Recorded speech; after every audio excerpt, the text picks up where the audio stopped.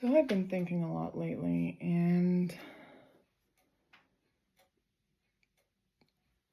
God has the purest intentions for humankind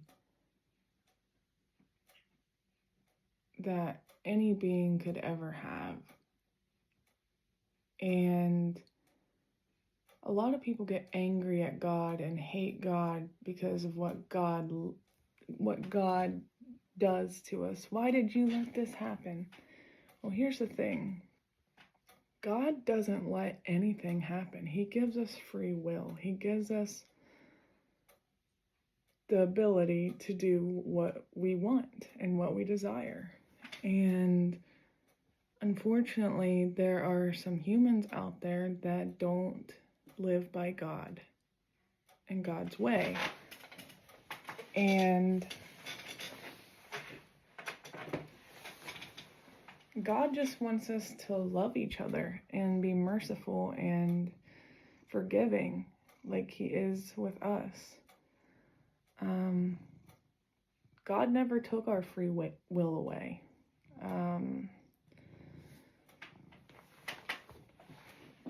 Humans decided what to do with their pain.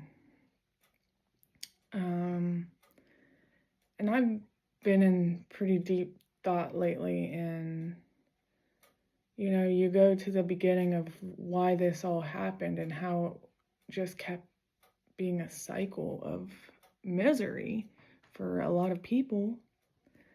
And maybe it's not for some, but people are miserable, and it's because they don't have God in their life. Because a lot of humans didn't want other humans to believe there's a God so they can have more control. And they control them with fear. Look at the wars. Look at the poking and prodding and keeping them confined with fear. God never wanted that. God just wanted us to be empathetic and merciful and loving. And if we would have stayed with that from the very beginning, then we would have never went through half the things we went through as humans. But humans thought they were better, and they defied God. And look what happens. All the things that are excused and said are natural aren't. Like,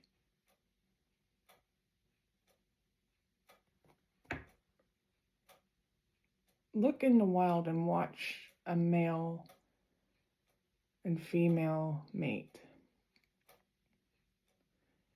You have to ask yourself, was that consensual or was it natural? And was it excused as being natural for way too long? So women can be oppressed and gaslit into believing that's what's supposed to happen. Because me personally, I'm a lesbian, I'm not attracted to men, and I don't want to breed with a man. But I've been abused my whole life telling me that I should, and that I'm going to hell for not being with a man. And it makes you wonder where this all stems from. They say it's in the Bible. A man wrote the Bible. God didn't write the Bible. And if God spoke to a man and he wrote that, he definitely wrote it for selfish purposes. Because women are still oppressed to this day over stuff like that. I was oppressed my whole life over the Bible's words.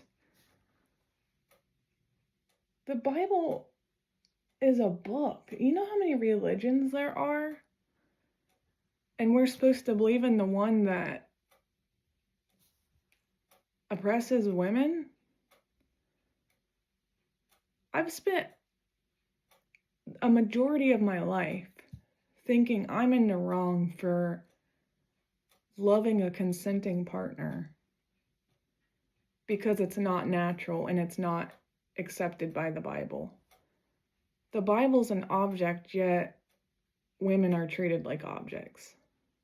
We believe in we believe in an object more than we believe in a breathing human because of the Bible or how people view the Bible. It's like we have to lie to ourselves so we don't get tortured for being out of societal norm. Oh yeah, you're right, it is natural. All right, you're right, I'm going to hell. So they can be okay with themselves. How is this okay? Why is it continuing? Why are people still lying to themselves? I'm making a big deal out of it, right? Because it affected me. I'm a minority. I'm a white lesbian. Everybody else just gets along in society without any issue because they're not subjected to the abuse and isolation and outcasting that I was.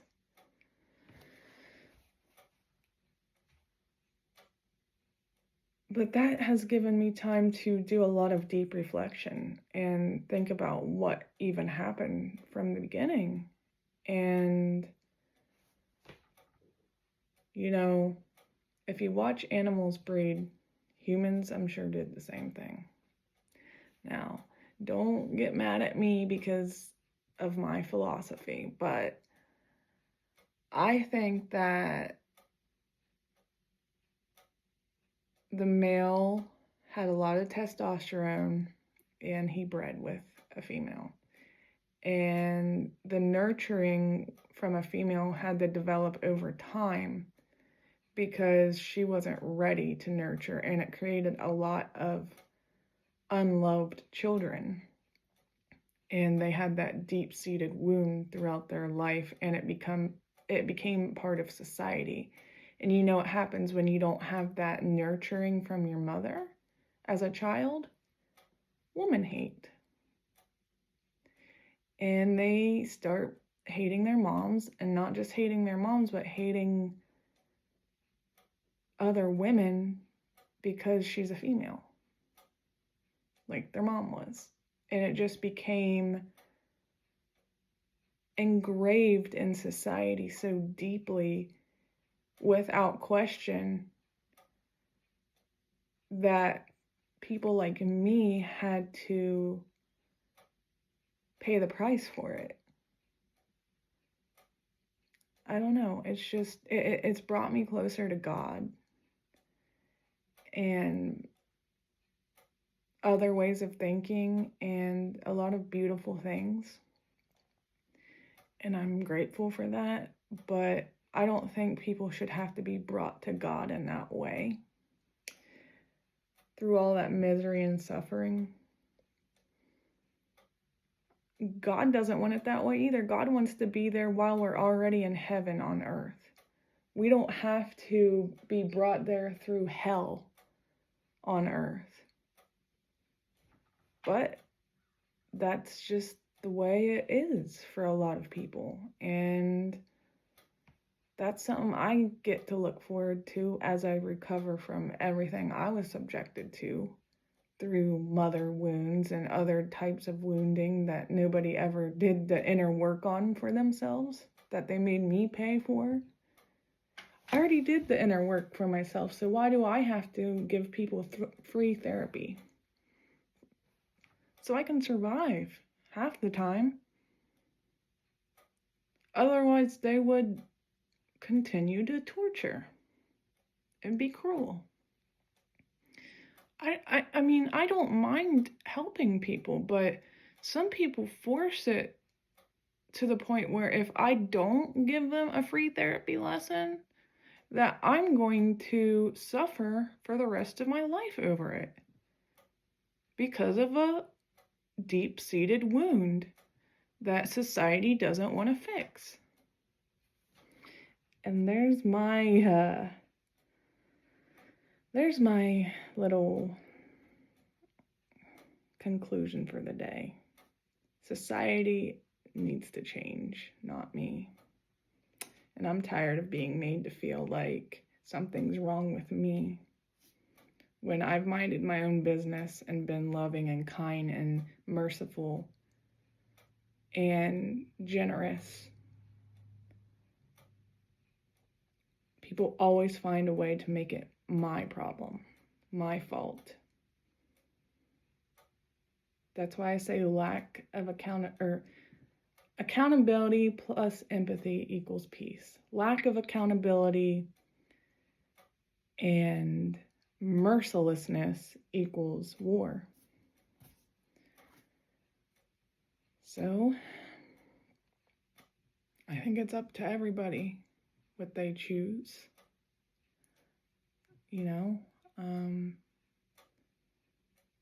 Stop eliminating the wrong people from existence and start trying to look for a future that is kind and merciful for everybody, so we don't have to go through the cycle of suffering again for future generations.